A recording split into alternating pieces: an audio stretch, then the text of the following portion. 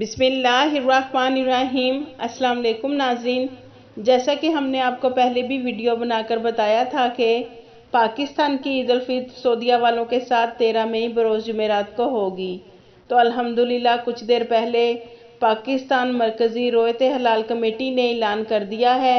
ناظرین، آپ سکرین پر دیکھ سکتے ہیں کہ پورے پاکستان میں عید الفطر کا اعلان ہو چکا ہے۔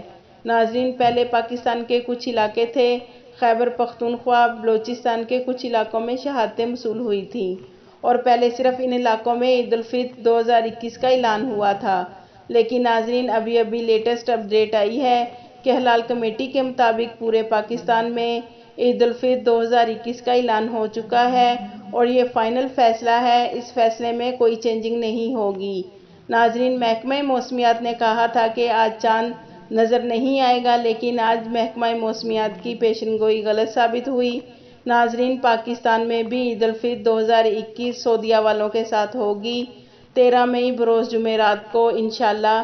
تمام مسلمان بھائیوں کو بسمہ نیوز کی طرف سے بہت زیادہ عید الفطر کی مبارک ہو۔